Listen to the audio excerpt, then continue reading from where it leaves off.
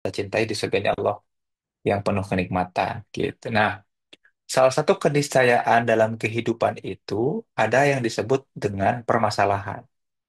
Maka upaya kita mengatasi permasalahan itu namanya resolusi gitu ya. Kenapa makanya di awal aku pengen ngomong tentang resolusi sahabat-sahabat sekalian karena nah ini hati-hati nih ya. Karena permasalahan itu keniscayaan, tidak mungkin orang itu tidak punya masalah. Nggak tahu ya, ada nggak ya orang yang punya masalah, yang tidak punya masalah, pasti semua punya masalah. Masalah itu apa? Sederhananya adalah adanya kesenjangan atau adanya perbedaan antara yang diinginkan dengan kenyataan. Nah, itu pun jadi masalah, kan gitu ya. Jadi kalau sahabat-sahabat semua berpikir, ah, kayaknya aku nggak punya masalah deh. Aku baik-baik aja. Enggak. Definisi masalah adalah terjadinya kesenjangan bahkan antara keinginan kita dengan kenyataan. Nah, ini yang menarik. Kita tidak mungkin tidak bertemu masalah. Nah, cuman, nah ini menariknya kayak gini nih. Orang-orang yang kemudian bertemu dengan masalah seringkali tidak menghadapinya. Nah, kebanyakan manusia, apalagi zaman now, di era sosial media ini terutama, itu lebih senang mendistraksi diri, mencari pengalihan dari permasalahan. Jadi bukan ingin mengatasi atau memecahkan permasalahan, gara-gara banyak exposure dari sosial media, manusia zaman now, silahkan buka literaturnya, teori-teorinya ya. Bahkan WHO itu ngasih announcement ya, ngasih broadcast rilis resmi tentang gangguan kesehatan mental. Salah satunya disebabkan dari apa? Mudahnya kita untuk mendistraksi diri dari permasalahan. Jadi kebanyakan manusia zaman now tuh alih-alih masalahnya itu, kesenjangan antara keinginan dan kenyataannya itu diatasi, direkatkan, didekatkan, dia ngapain? Dia memilih untuk nyari pelarian. Ya, makanya kenapa kita senang scrolling, kenapa kita kemudian nyari tempat-tempat healing, kan gitu ya. Kita kemudian mencari upaya untuk nyari hidden gem lah, tempat-tempat yang belum pernah kita singgahi untuk pelarian sesaat. Apakah menyelesaikan permasalahan kehidupan kita? Enggak. Masalah hidup kita masih ada, bertahan, nggak nemu pemecahannya. Nah, hati-hati. Bahkan secara psikologis saja, katakanlah permasalahan kita nggak terlalu sepele itu, nggak terlalu berat, sepele-sepele aja. Bahkan kita dengan mudahnya melakukan dua hal, yaitu suppression, mengabaikan si permasalahan, atau repression, menekan, menahan atau memendam permasalahan. Jadinya gimana? Ya jadinya banyak banget, jadi apa namanya, jadi bom waktu. Banyak banget dari kita punya kelainan atau gangguan jiwa yang tidak disadari ya, maladaptif ya. Terus namanya short term memory loss gitu ya, kehilangan memori jangka pendek. Pernah nggak kita masuk ke sebuah ruangan terus lupa mau ngapain? Itu kan karena gangguan mental tuh sebetulnya ya. Tiba-tiba masuk ke sebuah ruangan, aku ngapain dah ke ruang tamu, aku mau ngambil apa ya.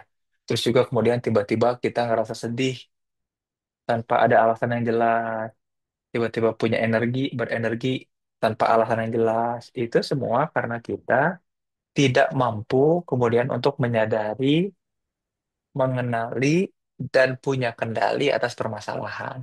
Padahal, kalau kita mau bertahan dan mengatasi masalah, kita butuh satu konsep ini nih, yang disebut sebagai resolusi. Kayak gitu ya. Jadi, makanya kemudian orang tuh penting punya resolusi. Nah, sayangnya orang tuh persepsi terkait resolusinya tuh kayak gini. Resolusi tahun baru artinya rencana di tahun baru. Salah. Padahal resolusi itu bukan gitu. Resolusi itu bukan malah nambah masalah. Namanya juga resolusi. Mencari solusi ulang atas permasalahan yang selama ini kita abaikan atau kita pendam atau kita tekan. Itu resolusi. Ya. Dan resolusi itu seringkali perebutan atas sesuatu yang berkonflik. Nah, makanya kemudian kalau kita cek istilah-istilah penggunaan resolusi di kajian-kajian ilmiah, dia digunakan untuk meresolusi konflik kayak gitu. Ya. Nah, makanya sahabat-sahabat, kita perlu bahas resolusi yang selama ini suka disalahartikan.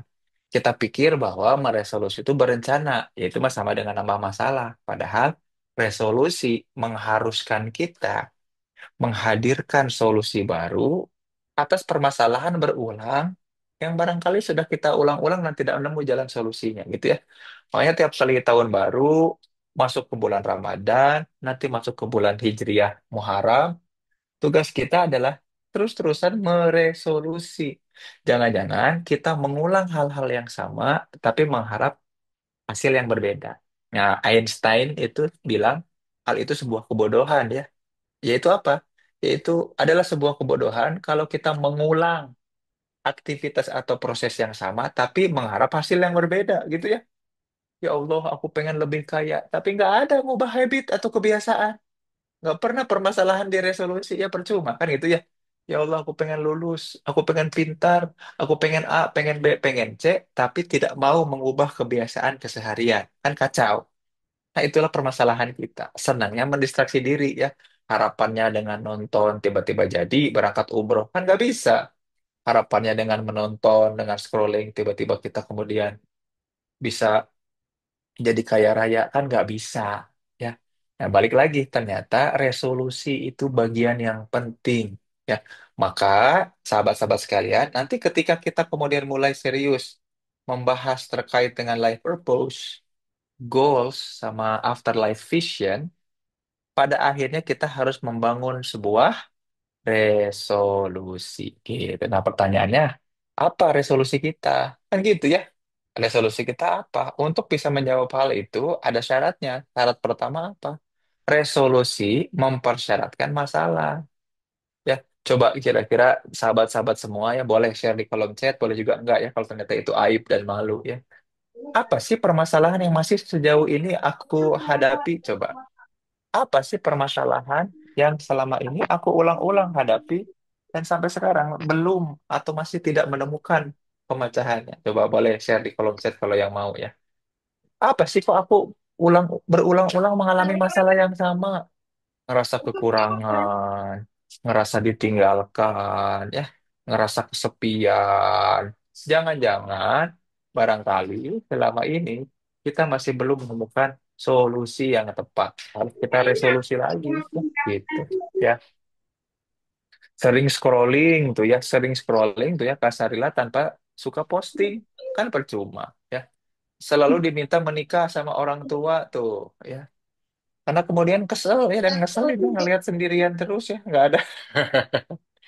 Ini ya kenapa ini nggak belum berkontribusi kan gitu ya susah berpindah dari satu kegiatan jadinya nggak berproduktif ya terus ada di kegiatan yang sama ya muter-muter ya gitu anger management tapi cuman ke babak iya ya itu mah bukan anger management itu mah nyaman untuk melampiaskan hanya ke satu orang ya hati-hati ya babaknya juga harus tahu ya bahwa dia jadi tempat hal itu padahal mengekspresikan bisa ke siapapun dan kita harus punya objek yang kurang lebih relevan ya nggak sama hal yang sama aja. Nah tuh bayangin ya kita ternyata punya kebiasaan atas permasalahan yang barangkali dia hadir secara berulang dalam kehidupan kita ya. Nah kebiasaan yang hadir secara berulang dalam kehidupan kita itu namanya masalah kan. Pengennya apa, kenyataannya seperti apa. Nah memang untuk membangun resolusi pasti mempersyaratkan masalah. Nah, dengan menyadari bahwa kita punya masalah, kan sering ya, sahabat-sahabat semua sering kita bertemu, bahkan diri kita juga kayak gitu ya. Orang-orang yang suka denial, yang nyangkal, aku kayaknya nggak punya masalah, aku asik-asik aja, aku baik-baik aja. Tapi di sisi lain mengeluh tentang bagaimana kehidupannya berjalan. Nah, itu yang mesti kita waspadai. Jangan-jangan kita belum serius untuk mencari dan membangun resolusi gitu ya sahabat-sahabat sekalian. Nah yang selanjutnya yang nomor dua nih, gara-gara mempersatukan masalah, nah dari situlah kita kemudian perlu bisa mendefine, menjelaskan tentang tiga istilah ini. Ya, nah ini pengen aku ini agak agak panjang di bagian ini karena aku pengen kembali ngajak kita untuk meluruskan hal ini. Sahabat-sahabat semua, ada tiga istilah penting yang kita tuh sering ketukar bolak-balik dalam mendefinisikannya, sehingga seringkali salah dalam memahaminya, sehingga kesulitan dalam menjalaninya. Ya, kesalahan mendefinisikannya, membuat salah memahaminya, akhirnya kesulitan menjalani. Ya, ada tiga konsep yang berbeda tapi seolah-olah sama. Yaitu apa? Destination, yang kedua goals, sama nanti purpose. Ya. Nah, kita akan bahas yang pertama dulu destination. Destinasi itu tujuan akhir.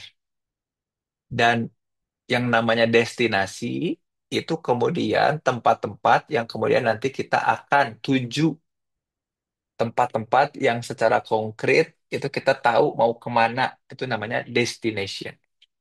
Seringkali orang itu mempermasalahkan terkait destination. Aduh, aku bingung Kang tentang tujuan hidup aku. Semua orang ternyata punya final destination yang sama gitu. Ya nggak sih? Aku tanya kayak gini sekarang. Siapa di antara sahabat-sahabat yang sedang ada di Zoom ini yang kemudian tidak mau masuk surga? Ada nggak? Nggak ada ya? Atau apakah kita punya destinasi lain selain surga gitu? Misalnya gini, eh, kayaknya aku mau sih ke surga, cuma sebelum itu aku pengen deh kayaknya nyoba dulu ke neraka gitu, ya 100-200 tahun lah gitu. Ada nggak yang iseng gitu ya? Kayak nggak ada kan? Betul ya? Makanya kemudian nggak mau mampir dulu ya, pengennya mah tanpa dihisap langsung masuk surga kan gitu ya. Makanya kemudian menarik nih, kajian-kajian tentang life, tentang kehidupan, bagi seorang Muslim sebetulnya gampang, iya nggak sih? Kita semua sudah ditentukan diarahkan masuk ke surga itu ya. Semua muslim yang baik, yang benar, yang beneran jadi muslimnya pasti tahu bahwa goals ultimate destination-nya adalah surga gitu ya. Nah, makanya pertanyaannya gini, kalau kehidupan kita lagi kacau, overthinking, people pleaser, galau brutal, apakah kita nggak punya tujuan hidup? Salah. Jawabannya bukan nggak tahu tujuan hidup, tapi kita lagi tersesat. Gitu, sahabat-sahabat. Apa sih definisi tersesat ya? Tersesat itu bukan nggak tahu tujuan ya, benar nggak sih? Tersesat itu bukan nggak tahu tujuan. Tersesat itu nggak tahu lagi ada di mana. Gitu, contoh. Aku pengen ke rumahnya Kak Zai itu. Ya, aku pengen ke rumahnya Kak Zai. Rumahnya di mana Kak Zai? Saya, Kang, Heeh. di Jaksel, di Cilandak. Di Cilandak ya, dekat Citos tuh. Mm-mm. Aku mau main tuh ke Cilandak dari Bandung nih. Aku tahu destination-nya, tujuannya kemana? Ke Cilandak. Pas di tengah jalan, udah nyampe Jaksel tuh. Masuk ke daerah, misalkan, udah nyampe ke daerah Tanjung Barat. Nah, Pasar Minggu, Tanjung Barat tuh. Di Ion Mall. Terus bingung tuh di situ. Duh, kok kayaknya tersesat nih. Melipir dulu tuh nanya ke pinggir jalan kan. Bang, kira-kira kalau ke Cilandak ke arah mana ya? Kan gitu ya. Karena aku lagi tersesat. Nah, coba coba kita bayangkan. Ternyata tersesat itu bukan nggak tahu tujuan, gitu ya? Betul nggak? Betul, betul, Tersesat tahu tujuannya mau ke Cilandak. Tahu teman-teman tuh dalam menjalani kehidupan tujuannya mau ke surga. Tahu. Semua orang tahu. Yang jadi problem kan bukan tahu tujuan. Yang jadi problem adalah lagi ada di mana. Betul ya? betul, Nah, itu yang itu yang mestinya dipertanyakan. Ya Allah, aku mendamba surgamu, mendamba ampunanmu sehingga bisa masuk surgamu. Masalahnya aku lagi ada di mana? Seberapa banyak dosanya? Seberapa jauh langkah yang aku harus tempuh untuk bisa menghadap ke surgamu? Gitu. Maka bahasan tentang destination, teman-teman, bukan ngomongin soal surganya, tapi ngomongin soal seberapa jauh kan gitu kan? Ya. Jadi ketika aku tahu, oh Kak Zai ada di Cilandak, tapi aku nggak tahu aku lagi ada di mana, udah sesat, bahaya. Kalau tahu kan enak ya, oh ternyata tinggal 200 meter lagi. Oh dari Tanjung Barat ke Cilandak mah deket kan gitu ya. betul, Berapa setengah jam lagi lah kalau nggak macet kan gitu. Gara-gara tahu ada di mana, maka kita gimana? Tahu mau kemana. Maka coba, makanya muhasabah itu penting, sahabat-sahabat semua, untuk ngasih tahu seberapa jauh kita dari apa? Dari destination. Gitu ya. Oh, kalau begitu berarti kita nggak usah punya tujuan dong. Betul nggak sih? Toh tujuannya udah ditetapkan. Ya nggak? Ya kan semuanya pasti masuk surga dan mau masuk surga kan? Tujuannya udah ditetapkan. Nah, itu destination. Tapi kita punya satu konsep lain namanya apa? Goals. Gitu ya. Nah, beda destination dengan goals. Kalau destination itu tujuan akhir, goals itu, nah, dari pengetahuan kita sedang berada di mana, mestinya kita punya capaian-capaian. Capaian itulah yang disebut dengan goals. Nah, tadi contoh, aku mau nyampe ke Cilandak nih. Udah, udah tiba di Tanjung Barat. Oh, berarti dari sini aku harus menuju mana? Apakah ke arah Pasar Minggu atau malah ke arah Lenteng Agung atau malah ke Universitas Pancasila malah jadi ke Depok nanti. Kan gitu ya. Yang niatnya mau ke Cilandak. Nah, goals atau capaian-capaian mesti kita tetapkan gitu. Jadi capaian atau goals bukan tujuan. Betul ya? Contoh, ini mah contoh. Ya Allah, aku ingin kaya. Bentar, kaya itu tujuan apa capaian? Mestinya capaian. Yang dengan capaian itu aku bisa berharap sampai ke tujuan. Kan gitu ya? Dengan kaya, aku berharap bisa masuk ke tujuan. Oh, itu apa? Surga. Betul nggak? Tapi gini, capaiannya nyampe apa enggak, kan pengennya tetap masuk surga, ya nggak sih? Kaya ataupun enggak, ya harusnya tetap bisa masuk surga kan gitu ya. Nah, ternyata ada konsep di dalam psikologi namanya goals. Kita menetapkan capaian-capaian dalam rangka langkah-langkah yang terakumulasi nanti jadi tujuan. Gitu. Ada tokohnya banyak ya, Gary Latham, terus Locke ya, orang orang Kanada tuh ya, yang ternyata penting sahabat-sahabat kita punya capaian. Contoh, contoh aja kayak gini. Bulan Ramadan ini capaian bacaan kita seberapa jauh? Capaian apa? Itikaf kita, hafalan kita, kan kita mesti punya capaian. Yang berharap dengan capaian-capaian itu kita bisa menetapkan tempat kita di surga. Kan gitu ya? Betul ya? Paham ya sampai sini ya? Maka kemudian kita harus tahu bahwa destination seringkali memotivasi untuk punya goals. Tujuan memotivasi kita menetapkan capaian-capaian. Ya Allah, aku kalau mau masuk surga, mau nyampe ke tujuan, bahan bakarnya adalah apa? Pemahaman Al-Quran. Kan gitu ya? Kalau aku ingin lebih cepat dan lebih stabil, bukan cuma pemahaman Al-Quran, tapi juga sedekah harian. Kan gitu ya? Itu capaian namanya. So, set the ceiling. Atur capaian-capaian, tetapan tingginya capaian. Makanya gini, yuk ah, kita gantungkan cita-cita kita dalam arti capaian kita setinggi langit, supaya kemudian apa? Supaya kalaupun nggak nyampe ke capaian, setidaknya kita jatuh di antara bintang-bintang kan gitu ya. Gantungkan citamu setinggi langit, kalaupun engkau jatuh, maka engkau akan jatuh di antara bintang-bintang. Jadi bukan berarti kita punya tujuan. Tujuan mah udah fix, surga. Tapi capaian menyesuaikan dengan kondisi kita saat ini. Kayak kayak tadi ya. Nyampe Tanjung Barat, ini mau kemana dulu nih?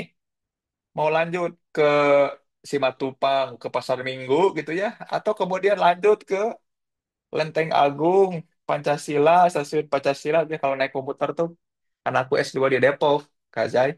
Makanya kan tahu daerah situ kan. Dari situ kan Pancasila, terus ke UI, ya nggak? Baru Benar-benar. Pocin, habis Pocin, terus kan ke sana, terus ke Margo City dan lain-lain, ke Margonda. Nah, itu kan capaian tuh. Kita harus set dari mana? Pemahaman soal diri.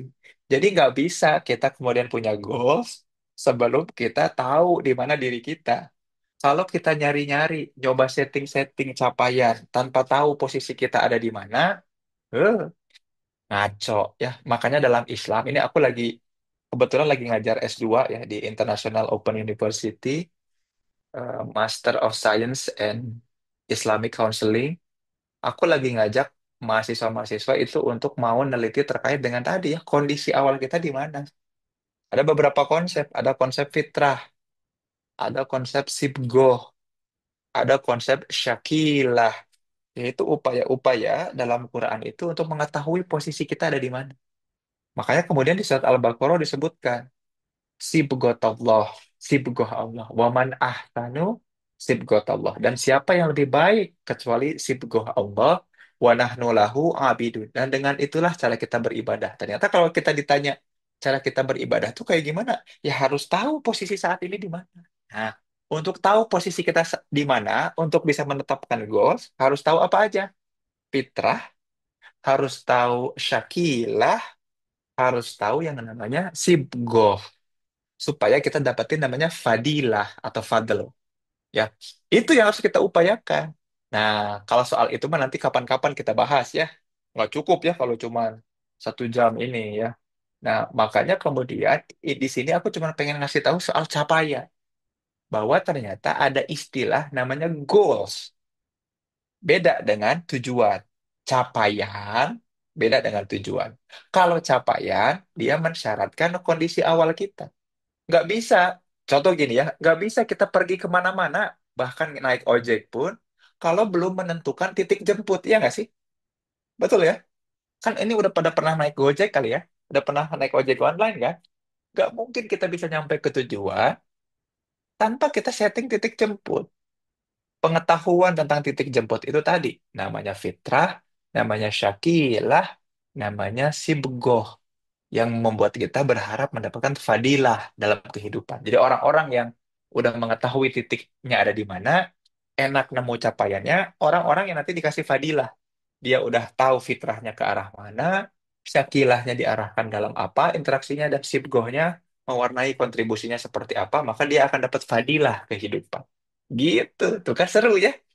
Makanya tadi kita perlu tahu ada konsep destination, ada konsep goals. Lah, kalau purpose apa kalau purpose? Nah, ini menarik nih. Sahabat-sahabat, purpose itu apa? Purpose itu aktivitas-aktivitas yang diarahkan, baik itu menuju goals atau menuju destination. Kayak gitu ya. Contoh kayak gini contoh. Ada orang yang kemudian ketika jalan kaki sambil gini-gini. Eh, gitu. Kira-kira biar apa itu?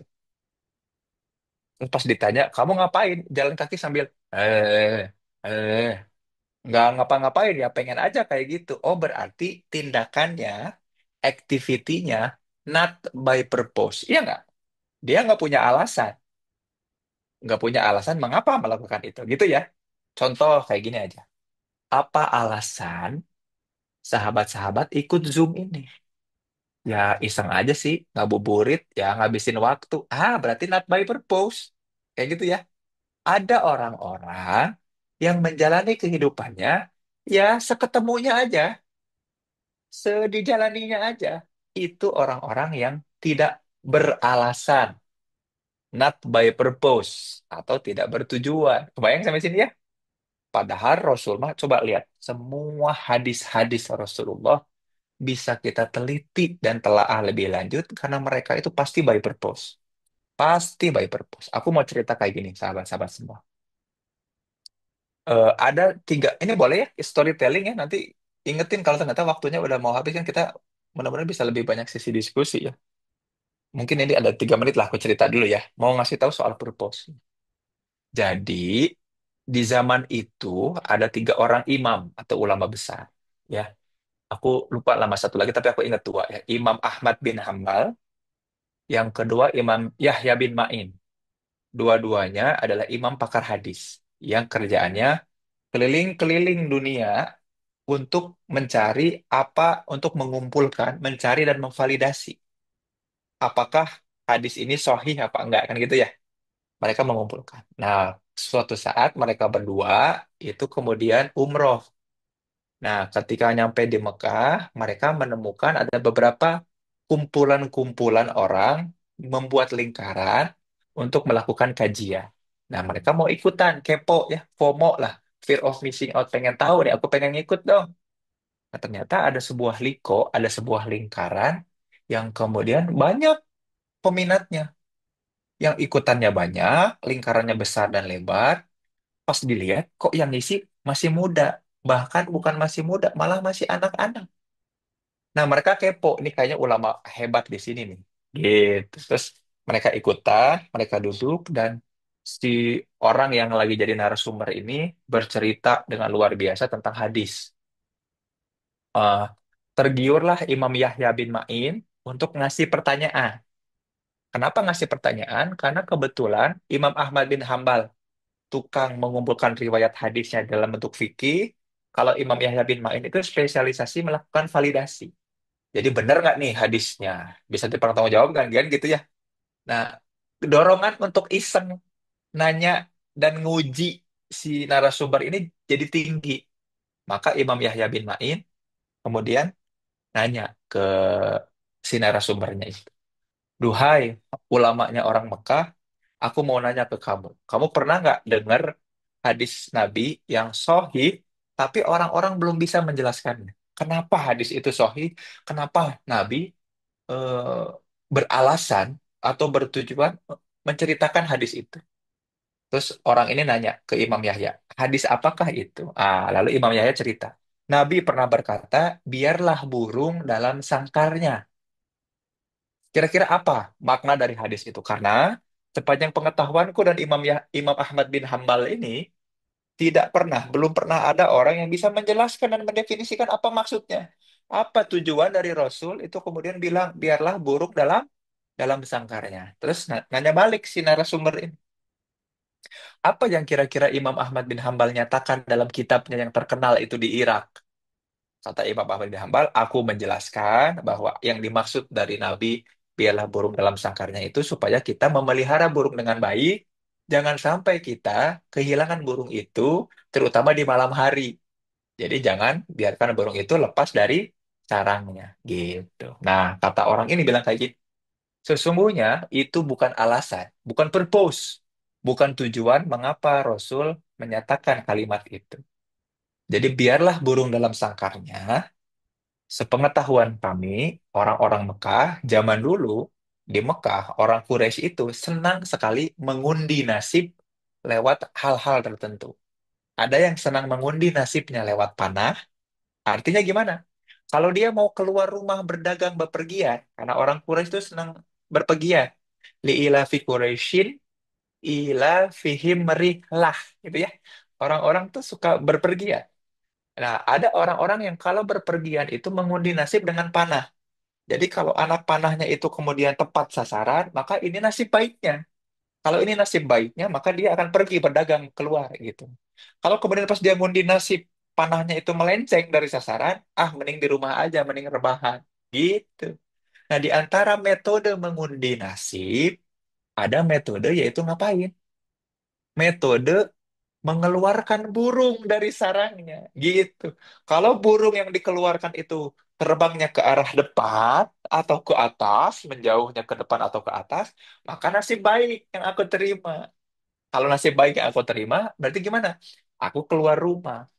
Tapi kalau ternyata ketika keluar dari sangkar, ngeluarin burung dari sarangnya, ternyata burungnya ke arah belakang atau ke arah sebelah kiri, malah menukik ke bawah, nggak kemana-mana, artinya nasibku akan buruk. Gitu.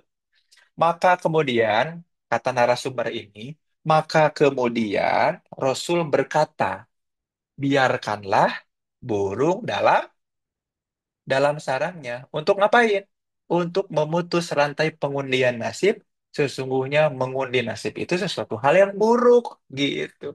Lalu mendengar jawaban kayak gitu, coba apa yang dikatakan sama Imam Yahya bin Ma'in dan Imam Ahmad bin Hambal. Mereka bilang kayak gini, Masya Allah, Masya Allah, Masya Allah. Sesungguhnya kami berjalan jauh, berpuluh-puluh hari dari Irak sampai ke Mekah, hanya untuk dapat penjelasan seperti ini. Sesungguhnya kami tidak rugi, kami sangat bahagia. Lalu apa kata Imam Ahmad bin Hambal?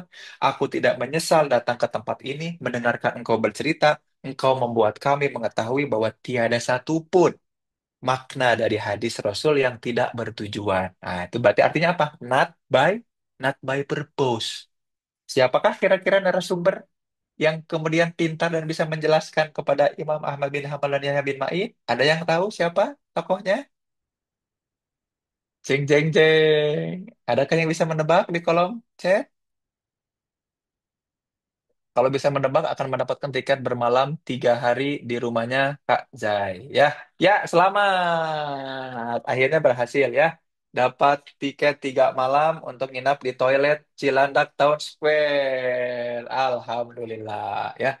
Namanya adalah Muhammad bin Idris alias Imam Syafi'i. Betul. Nah, sejak saat itulah situasi pertemanan antara Imam Syafi'i dengan Imam Ahmad bin Hambal atau Imam Hambali itu jadi sangat bestie ya. Jadi tiap kali Imam Syafi'i main ke Irak, disambutnya luar biasa sama Imam Ahmad bin Hambal. Tapi tidak oleh Imam Yahya bin Ma'in. Imam Yahya bin Ma'in bilang kayak gini, ngapain kita memuliakan orang ilmu fikih? Kita ini orang ilmu hadis. Sesungguhnya kita lebih mulia kayak gitu ya. Itu mah friksi di antara para guru. Tapi aku pengen bilang kayak gini, sahabat-sahabat semua, bahwa ternyata hidupnya Rasul itu by purpose. Tidak ada satupun aktivitas Rasul yang tidak bermakna dan tidak bertujuan, gitu ya. Nah, mudah-mudahan dengan mengetahui ini, sahabat-sahabat jadi ngerti. Hati-hati, karena kita mah sering melakukan tindakan perilaku yang iseng-iseng aja. Kebayang nggak sih? Ah, keluar rumah, ngapain? Ya, cari angin. Ya ampun, cari angin gak usah dicari, tinggal buang angin. Gak usah nyari-nyari angin kan gitu, ya, tinggal dibuang aja anginnya. Tapi kan kita gitu ya, kita seringkali pengen melakukan tindakan-tindakan yang random. Hati-hati, itu teh not by purpose artinya. Tidak bertujuan. Ya, bahaya. Hati-hati. Nah, makanya jangan sampai jadi orang-orang yang random. Orang-orang yang random akan menemukan kerandoman. Bergaul dalam kerandoman, hidup dalam kerandoman, menata kehidupan dalam kerandoman. Dan menularkan kehidupan, tataran kehidupan dalam kerandoman juga. Jangan. Jangan mau kita dipimpin sama pemimpin bangsa yang juga random kan. Akhirnya kayak gini kehidupan kita. Gitu kata orang Zimbabwe, kata orang Guyana, ya, kata orang Bangladesh. Indonesia mah sejahtera lah. Orang-orangnya nggak random semua. Oh, pada ahli, presidennya ahli di bidangnya, wakil presidennya insya Allah ahli di bidangnya, menteri pariwisata insya Allah ahli di bidangnya ya. Insya Allah ya kita doakan aja. Gitu ya, insya Allah ahli. Gitu. Nah, selanjutnya aku mau ngomongin apa? Nah, kalau udah nemu soal destination ya, benar-benar jadi pada sadar nih ya. Sadar soal destination, sadar soal goals. Kita butuh ketiganya. Kita butuh hidup bertujuan yaitu ke surga. Kita butuh capaian-capaian. Kita butuh terarah, nggak random kehidupannya. Maka tugas kita selanjutnya ngapain? Konsisten, persisten, dan istiqomah gitu. Konsisten itu apa artinya? Bisa diulangi aja. Perbuatan baik bisa diulangi aja. Namanya konsisten ya. Bisa push up sekali aja itu konsisten namanya. Bisa mengulang push up sekali dalam 1 tahun itu udah konsisten. Tapi tujuannya untuk memperkuat otot namanya persisten. Jadi persisten itu mengulangi aktivitas yang bertujuan ya. Jadi orang yang punya purpose pasti hidupnya persisten gitu. Ada orang-orang yang ngulang-ngulangin aja push up 1 kali tiap hari hanya dalam kerandoman kan ada. Tapi ada orang yang kemudian ngulangin tiap hari push up 1 kali demi mendapatkan otot bicep yang bagus. Itu persisten. Jadi persisten itu konsisten yang bertujuan. Nah, kalau istiqomah apa? Punten, mohon maaf nih. Orang tuh sering menyamakan istilah istiqomah dengan konsisten. Istiqomah tidak sama dengan konsisten, guys. Mengulang hal yang sama itu bukan konsisten. Itu bukan istiqomah, itu konsisten. Ya, makanya kita punya tukang dagang favorit nggak ya? Aku punya tukang kupat tahu di Bandung favorit. Namanya Mang Ajang. Dari aku SMP sampai detik ini masih jualan kupat tahu. Itu istiqomah apa konsisten?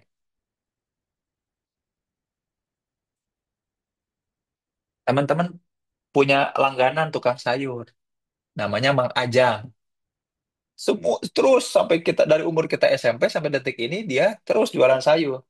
Nggak pernah buka retail sayur, buka grosir sayur, jadi tengkulak sayur. Nggak punya. Dia tetap jualan sayur keliling. Dia konsisten apa istiqomah? Ya, konsisten. Karena kalau istiqomah mah apa coba sahabat-sahabat? Istiqomah mah di kajian-kajian ilmiahnya ada kata kunci yang namanya marginally improvement, pertambahan sedikit. Jadi nggak boleh kita konsisten tuh nggak boleh. Islam mah ngajarin istiqomah, ada pertumbuhan atau pertambahan sedikit. Makanya kalimatnya amanu terus tumastakomo, maka istiqomahlah. Kita perlu merencanakan pertumbuhan dalam keistiqomahan. Ya, jadi istiqomah bukan ngulang yang sama. Udah mengulang, kita nambah. Gitu. Makanya nggak boleh kita cuma punya satu usaha, satu karya, harus bertambah. Belum istiqomah seseorang kalau belum melakukan pertambahan. Maka growth mindset itu bukan satu hal yang aneh buat orang Muslim, ya nggak? Karena di Muslimah ada konsep yang namanya istiqomah. Gitu, sahabat-sahabat sekalian. Sayangnya, orang yang nggak tahu, yang nggak ikutan Zoom ini, coba di Zoom ini ada berapa sih? Cuma ada 20-an ya, Alhamdulillah nih. Orang-orang terpilih nih, 25 orang. Barangkali kita punya keistimewaan sepertinya 25 nabi ya. Gitu.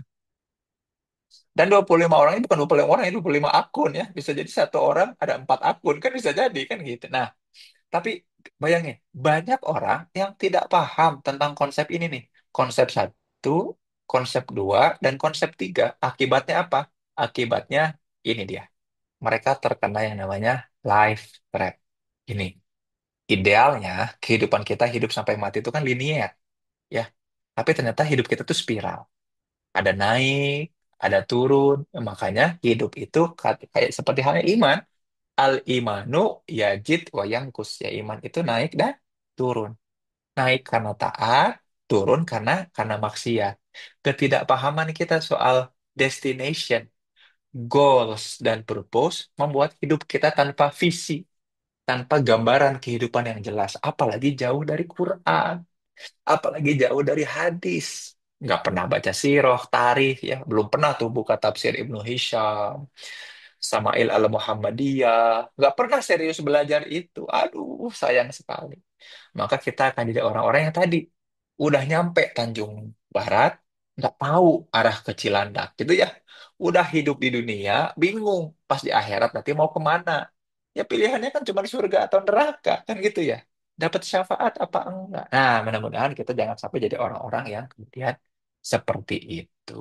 Gitu. Itu sih barangkali yang bisa disampaikan. Sisanya barangkali kita diskusi karena aku juga bakalan ada acara lain ya. Mudah-mudahan kita bisa berpindah ke barangkali juga ya di antara sahabat-sahabat semua ada yang mulai mempersiapkan untuk takjil ya, masak dan lain-lain. Nah, barangkali tapi sebelum itu mungkin aku kembalikan dulu ke Kak Zai ya. Barangkali ada yang mau disampaikan, ditanyakan, dikomentari silahkan. Allahu a'lam.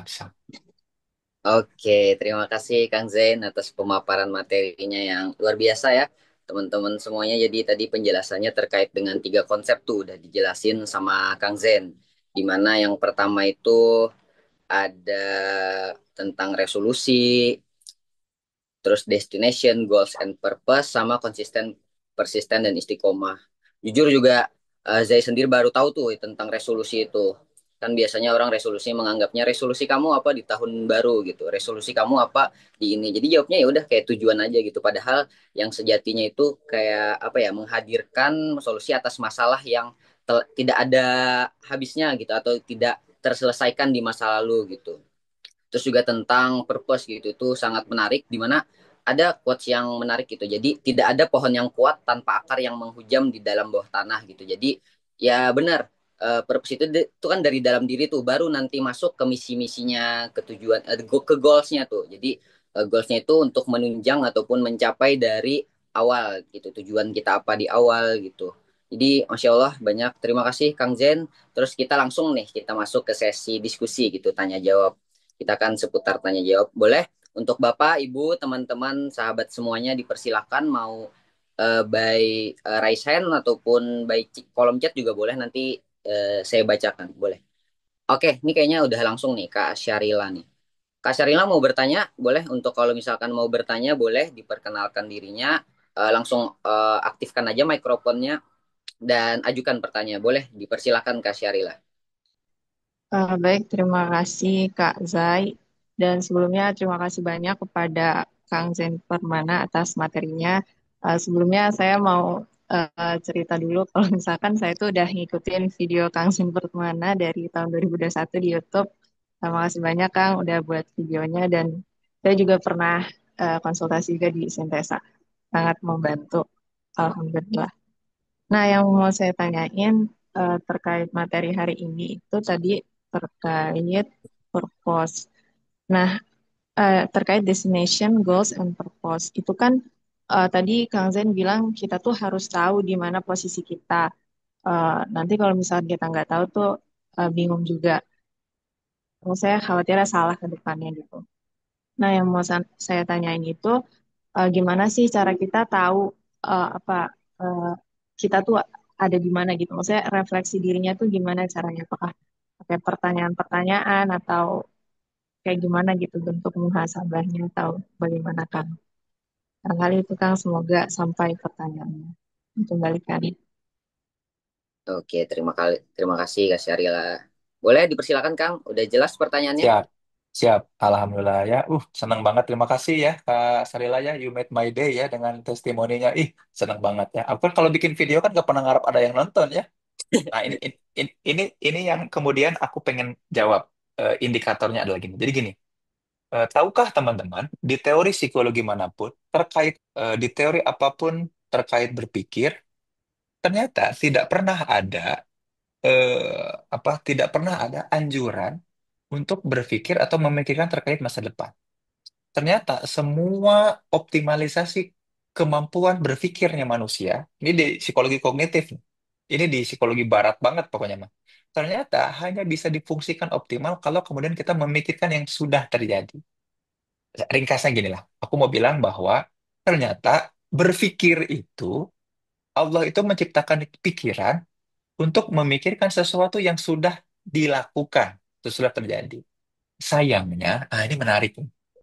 Manusia itu lebih senang pakai berpikir itu untuk merencanakan sesuatu yang belum terjadi di masa depan. Kayak gitu ya.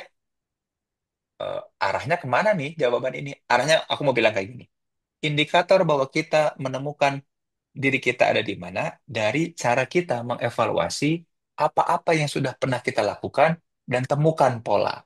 Gitu ya. Makanya gini, kenapa aku suka bikin video? Aku pengen menemukan pola belajar aku. Apa insight yang aku dapat dari selama ini aku belajar? Apa insight yang aku dapat dari selama ini aku berinteraksi dan nge-counseling orang? Dari apa yang pun aku hadapi, klien-klien yang aku hadapi, dari gitu. Aku nggak ngomongin masa depan aku pengen apa, tapi aku belajar apa dari situ. Maka aku belajar apa dari konsep jodoh?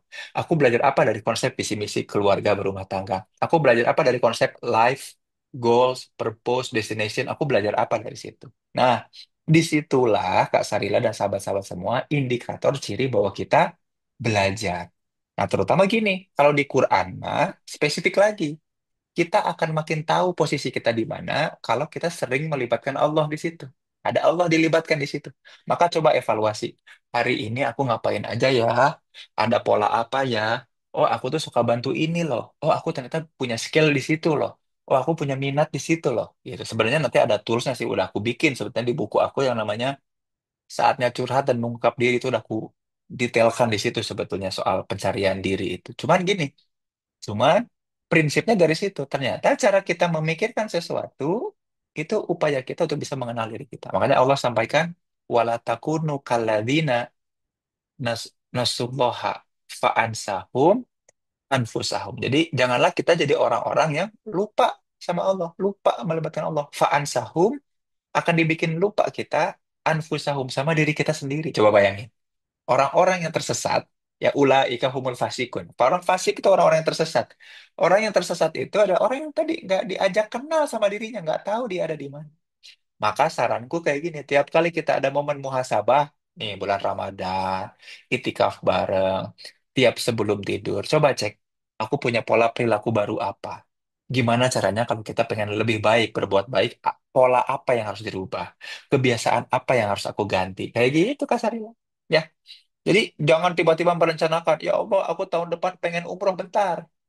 Kalau pengen umroh tahun depan, maka pola apa yang membuat aku aman keuangannya saat ini? pola kebiasaan apa yang membuat aku sanggup berjalan bolak-balik haram apa kan kan kayak gitu ya. Itu dulu mestinya. Makin sanggup, maka makin bisa mendapatkan apapun yang kita inginkan. Walau alam jawab ya, benar-benar menjawab ya. Astagfirullah. Masya Allah. Terima kasih Kang Zain atas jawabannya. Mungkin Bapak, Ibu, dan sahabat semuanya ada lagi yang mau bertanya? Oke, oke. Kepada Kadila dipersilakan. Bismillahirrahmanirrahim. Terima kasih untuk Kak Zain untuk kesempatannya dan Bapak Zain yang sudah memaparkan materi. Sama seperti Kak Syarlia, setiap pulang kerja selalu nyetel podcast ataupun videonya Bapak gitu ya. Jadi emang karena kan kata Bapak juga ketika kita lagi motoran itu kan ada fase kita bengong ya. Nah, itu Mm-mm. bengongnya itu sambil dengerin videonya Bapak. Jadi banyak Masya banget gitu yang Allah, dahsyat. didapatkan gitu. Dan rutenya itu di Tanjung Barat, Pak, gitu. Uh, uh, Pas lewat Tanjung um, Barat ya. dari Jagakarsa. Nah, jadi yang mau aku Oh, tanyain itu ketika kita sudah mempunyai gambaran gitu terkait afterlife kita terkhusus apalagi hmm. sudah memperdalami tentang ini ya dunia barzah gitu ya, the other side of Hmm. our dimension Ya, ya. di saat ini. Nah, terus ada fase di mana kayak apakah gue bisa nyampe ke sana dengan keadaan dan kondisi yang baik gitu dan Cakep. salah satu tujuannya adalah ridhonya Allah gitu kan ya Pak. Nah, Yes. uh, dan tadi juga kata Bapak harus menemukan pola untuk kita sampai ke sana. Nah, pola Hmm. yang sudah aku coba terapkan itu adalah gabung ke komunitas dan mengikuti Hmm. kegiatan-kegiatan di sana seperti itu Hmm. terkhusus komunitas dakwah gitu ya Pak. Nah, tapi Hmm. ada fase di mana kayak bener gak sih apa yang udah gue lakuin gitu? Apa cuman Pasti. ini cuma sekedar ego aja, Hmm. tapi di sisi lain orang-orang sekitar tuh belum sampai ke pemahaman yang aku pahamkan, yang aku pahami saat ini gitu. Oh, Jadi ya, betul, betul. kayak aku takutnya egois gitu dengan apa yang sudah Allah kasih ilmunya ke aku. Jadi itu seperti Mantap. apa Pak? Nuhun. Ya, wih, luar biasa pertanyaannya keren. Oh, aku lupa nih aku lupa share si slide ini bentar ya. Memang tadi ya kata Kak Zai itu bagus banget tuh. Aku sampai tadi bilang cakep gitu. Gimana tadi? Buah yang apa? Pohon yang gimana? Ada coba ulangi lagi. Oh, yang tentang pohon yang kuat ya tadi ya, Kang? Ya, betul. Gimana? Oh, jadi tidak ada pohon yang kuat tanpa akar yang menghujam dalam di bawah tanah. Ah, cakep. Ya, Cak. karena yang menghujam itu adalah diri, Kak Dila. Diri ya. Nah, aku mau berfokus ke sini dulu. Statement pertama betul banget. Kita tahu bahwa kehidupan afterlife kita panjang banget. Tapi ternyata di Quran itu tugas kita yang konkret banyak sih ngomongin soal afterlife itu sebagai peringatan sebetulnya sama kabar gembira kan. Tapi ketika ngomongin soal solusi konkret atas apa yang perlu dipersiapkan di afterlife itu sebelum surat Al-Hasyr yang tadi 18, 19 jadi 18-nya. Eh ya ayyuhalladzina amanu wattaqullah wal tanzur nafsum ma qaddamat ligot gitu ya. Hai orang-orang yang beriman, bertakwalah kepada Allah. Dalam tafsirnya macam-macam. Kalau kita pakai tafsir Ibnu Katsir itu simpelnya bertakwa itu berhati-hatilah dalam berperilaku. Gitu ya. Konkretnya nih ya kalau kata tafsir Ibnu Katsir. Wattaqullah. Nah, ini yang menarik nih. Wal tanzur nafsum ma qaddamat ligot. Nah, dan hendaklah. Nah, aku tuh suka kesel ya, Kadila dan teman-teman semua. Banyak ustadz atau motivator yang pakai ayat ini untuk ngajak kita merencanakan masa depan. Padahal maksud ayat itu bukan itu, gitu, gemes. Jadi ketika ada kata-kata wal tandur nafsu ma qaddamat ligot, hendaklah kita melihat apa yang kita kerjakan saat ini untuk bekal hari esok. Hari esok itu bukan masa depan kita di dunia, tapi hari esok tadi yang Kadila sampaikan di akhirat. Jadi bukan untuk merencanakan masa depan, tapi gini, Allah itu teknis banget, nyuruh Rasul melakukan itu. Ngapain? Coba lihat apa yang aku lakukan saat ini. Kapan saat ini tuh? Here and now, sekarang. Apakah, kalau dalam bahasa Sunda mah, pisurgaeun moal. Gitu ya. Ini tuh akan jadi berbuah surga apa enggak nih apa yang aku lakukan saat ini? Kayak gitu loh. Jadi kalau tadi alam apa yaumil hisab, yaumil mizan, yaumil barzah, telaga kautsar itu kan banyak tuh proses-prosesnya tuh ya. Tapi ternyata semua itu detail teknisnya diapain di ayat itu. Wal tanzur nafsum ma qaddamat ligot. Hendaklah diri-diri ini ngelihat apa yang dilakukan saat ini. Here and now. Termasuk ini nih, termasuk kayak gini. Ini aku kalau ngezoom kayak begini itu nanti dapat hisab apa ya? Kayak gitu loh. Sesederhana itu ternyata. Kita diajak untuk jadi metode introspeksi muhasabah. Ih, di psikologi itu metode introspeksi itu kayak gitu ternyata. Wal tanzur nafsu maqaddamat ligot. Cek yang dilakukan saat ini itu akan dapat buah apa nanti di hari esok. Bukan esok di dunia, tapi esok di akhirat. Nah, maka betul, aku setuju. Kalau ternyata Kak Dila dengan motivasi itu, sekarang akhirnya si diri ini makin dikuat. Aku akan memperkuat diri aku. Wih, keren. Tapi kan masalahnya kan gitu ya. Tapi masalahnya relasi di sekitar aku, terutama komunitas di sekitar aku, belum tentu paham yang aku alami. Cie, mungkin belum nyampe otaknya kayak aku gitu. Belum sesoleh aku gitu ya. Aku sering mikir kayak gitu kalau dalam dalam satu dalam kefuturan gitu ya. Iya, kok komunitas kayak gini-gini amat. Nah, ini aku mau cerita nih ke Kak Dila nih yang mumpung lagi semangat dalam berdakwah dan memperbaiki diri. Senang banget. Tapi ternyata aku perlu punya yang namanya peta dakwah, Kak Dila dan teman-teman semua. Ketika ngomongin soal peta dakwah, Allah itu kemudian memerintahkan Rasul dalam ayat yang sangat eksplisit jelas. Jelas. Apa itu ayatnya? Wanzir ashirataka. Ya, surat Asy-Syu'ara ayat 214. Wanzir ashirataka akrobin. Berilah peringatan atau kabar siapa orang-orang yang terdekatmu terlebih dahulu. Jadi peta dakwah itu Kadila dan teman-teman semua ternyata nggak bisa tiba-tiba ke sini nih Kadila, nggak bisa tiba-tiba komunitas. Kalau tiba-tiba ke komunitas, Kak Dila, aku siapapun kita akan capek dan lelah, bener, serius, asli, pasti capek dan lelah. Maka siapa terlebih dahulu yang harus kita approach adalah strong ties. Orang yang kenal langsung, terutama orang yang bertukar darah sama kita. Siapa? Keluarga. Kalau orang-orang di sekitar kita, Kadila, masih nyinyir sama apa yang kita lakukan, boro-boro komunitas, gitu ya. Dan ternyata aku nemunya pola kayak gitu. Jadi gini, aku sekarang lagi jadi pembina beberapa komunitas di Bandung. Komunitas dakwah pemuda. Mulai dari yang gede, yang budgetnya tinggi, sampai yang masih baru mulai. Aku ngebimbing mereka. Apa coba? Dan aku nemu pola yang sama. Tiap kali mereka menemukan mentok dalam inovasi, komunikasi, terkait dengan dakwah di komunitas, pasti selalu ada permasalahan di strong ties. Gitu. Ternyata keluarganya belum benar-benar bisa buy-in, belum benar-benar bisa login. Walaupun sama-sama muslim ya, tapi lu tuh ngapain sih? Jadi bayangin ada keluarganya Kak Dila yang bilang kayak gini, dia ngapain sih? Sok-sok dawain orang, sok-sok bener, sok-sok suci. Itu tuh kan, berarti tandanya aku di orang-orang terdekat aja masih dipertanyakan gitu loh. Bayangin, paham ya? Jadi ternyata ada metodenya, ada medianya, dan ada tahapannya. Jadi kalau kita tadi langsung loncat ke komunitas, bergabungnya oke ya sebagai penguat dan lain-lain. Tapi ternyata pola mekanisme growth-nya nggak bisa tiba-tiba loncat, Kak Dila dan teman-teman semua. Dia bertahap.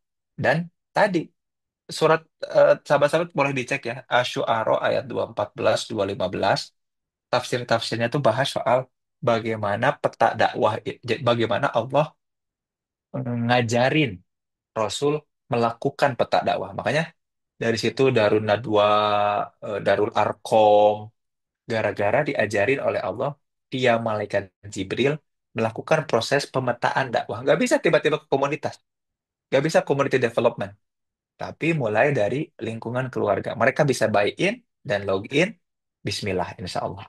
Tapi kurang lebih seperti itu proses bertumbuhnya, Adil ya. Mudah-mudahan istiqomah ya, terus bertumbuh di situ. Barakallah ya. Izin boleh kasih tanggapan, Kak?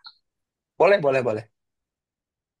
Iya Kang, benar. Sebetulnya juga jump in ke komunitas ini makan waktu 9 tahun kali ya dari awal aku relearning Islam lagi gitu. Jadi udah sempat masuk, terus goyah lagi, tenggelam lagi, terus balik lagi kayak gitu. Cuma Memang struggle-nya sih lagi-lagi memang di keluarga gitu dan dengan bantuan salah satunya dari materinya Bapak gitu. Jadi uh, ke tangkep nih, oh ada aha momennya gitu ya, emang harus dibenerin lagi gitu. Hmm. Jadi terima kasih ya Pak. Siap. Sama-sama ya. Kak Dila dan teman-teman semuanya kalau tahu cerita tentang peta dakwah itu, kisahnya itu kemudian setelah ayat itu turun, beberapa saat kemudian mulai tantangan dan dukungan dari Hamzah bin Abdul Muthalib. Kisahnya so sweet banget itu. Luar biasa lah. Jadi sekalinya ada yang login, buy in, disupport keluarga, community development tuh udah makin asik lah seru ya. Bismillah, insyaallah. Kita tetap.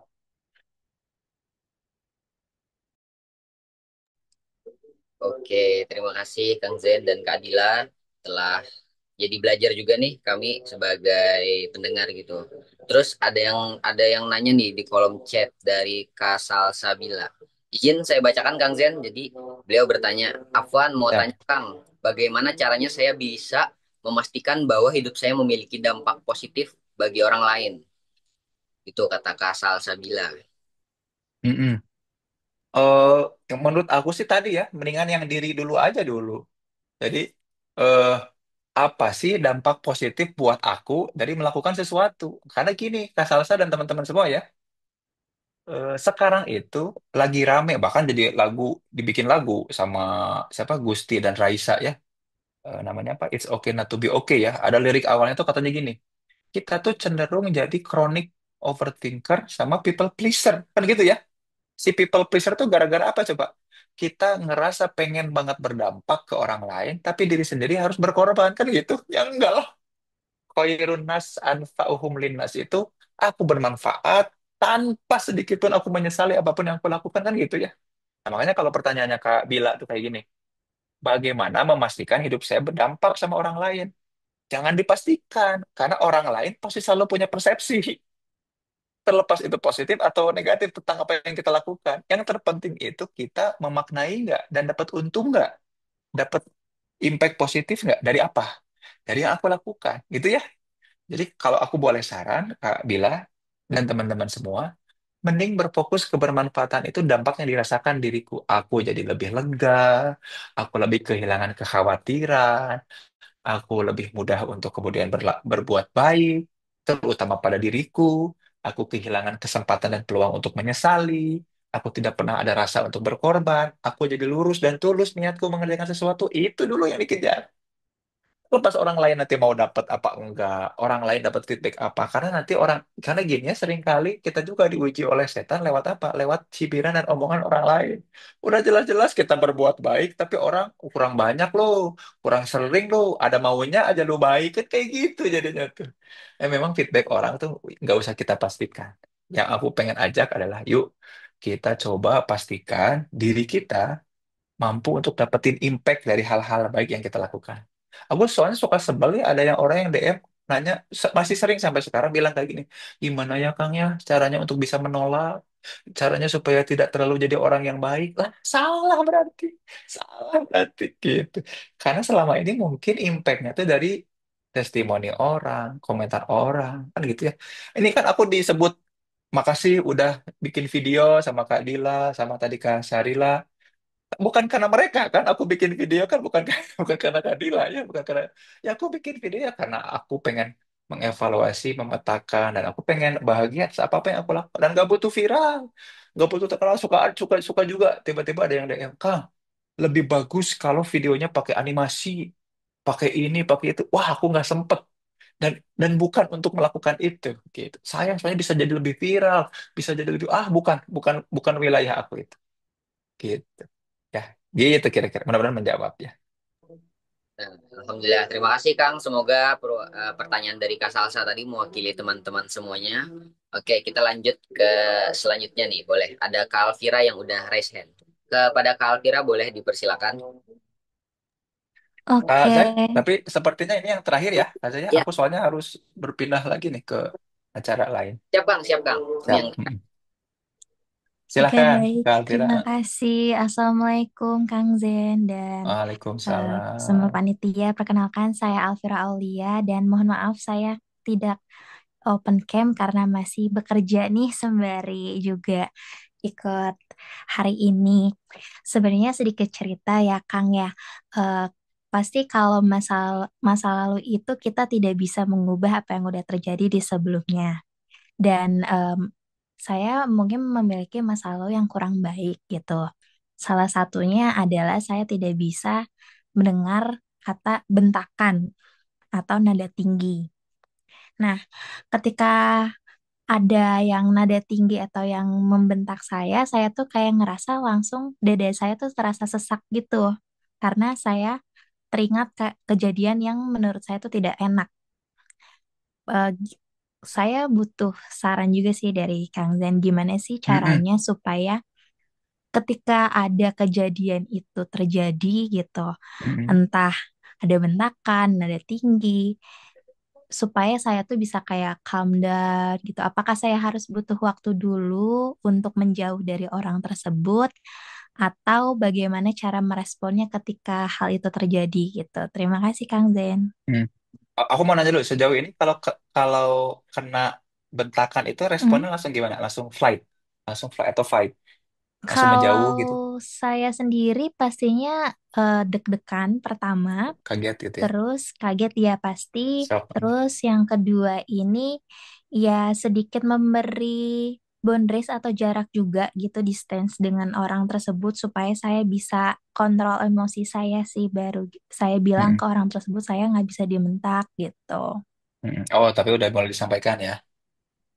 Iya, cuman Mm-mm, masih oke. kayak teringat aja kalau ada orang yang ngebentak saya atau pakai nada tinggi, kok kayak gini ya gitu. Teringat ke masa lalu gitu loh, Kang. Hmm, ingatan ke masa lalunya itu ngeganggu nggak di kerjaan atau kegiatan sehari-hari? Kalau untuk pekerjaan justru saya lebih kuat di pekerjaan daripada kehidupan gitu. Jadi Oh, kalau I misalkan di see. pekerjaan sih aman, tapi ini misalkan Ya, kayak di ya. kehidupan gitu.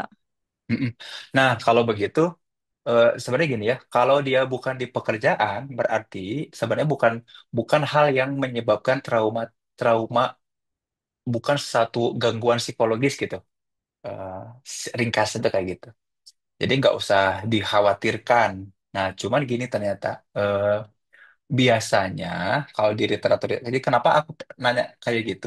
Kalau ternyata trigger pemicu bentakan itu erat hubungannya dengan kesulitan di tempat kerja, di keberkaitan sama produktivitas, biasanya itu gangguannya gangguan trauma namanya. Nanti memang perlu konseling, konsultasi apa. Nah, kalau ternyata itu di kehidupan sehari-hari, terutama terkait dengan relasi, misalkan ya, relasi interpersonal, relasional, kayak gitu, biasanya itu terkait isu dengan penerimaan, ya, penerimaan atau lawannya rejection.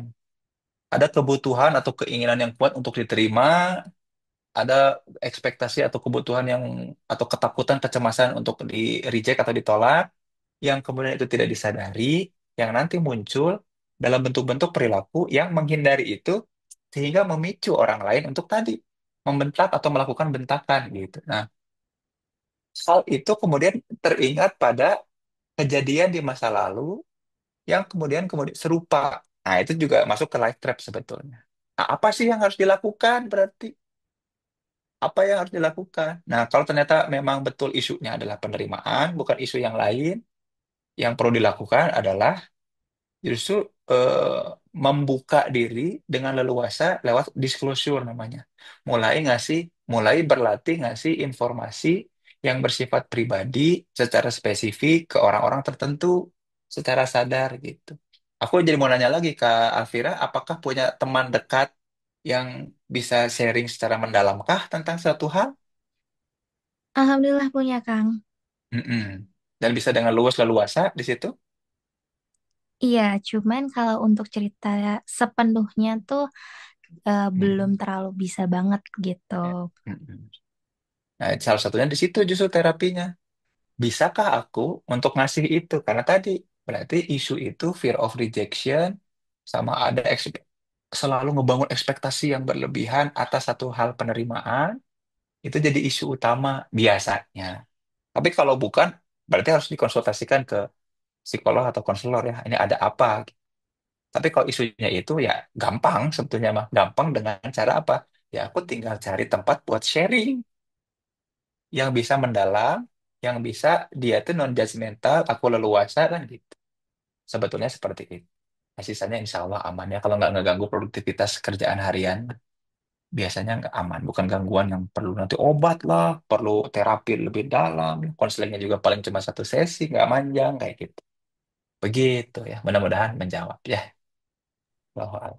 Oke, terima kasih Oke, Kang baik. Zen. Terima kasih, Kang. Baik, teman-teman, sahabat-sahabat sekalian, mudah-mudahan pertemuan ini tuh ngasih kejelasan ya tentang ada hal-hal yang selama ini mungkin kita kabur, blurry gitu ya, ngeblur karena kita belum bisa mendefinisikan realitas itu dengan lebih detail. Termasuk tadi ya soal destination yang bercampur dengan goals, yang bercampur dengan apa? Eh apa ya? Oh jadi mentok tadi. Dengan Purpose. purpose ya yang membuat kita jadi kebingungan nih dalam menjalani kehidupan sehingga ketika kita diuji di satu konsep kita melakukan hal lain sebagai pembenaran bukan sebagai kebenaran. Nah mudah-mudahan pertemuan ini ngasih clarity ya kejelasan yang tadi balik lagi doa aku tuh jadi wasilah yang membuat kita dipanjangkan umurnya dalam kemanfaatan, diluaskan rezekinya dalam keberkahan dan kelak dipertemukan dengan orang-orang tercinta di surganya Allah yang penuh kenikmatan. Amin. Ya Allah ya Amin. Rabbal.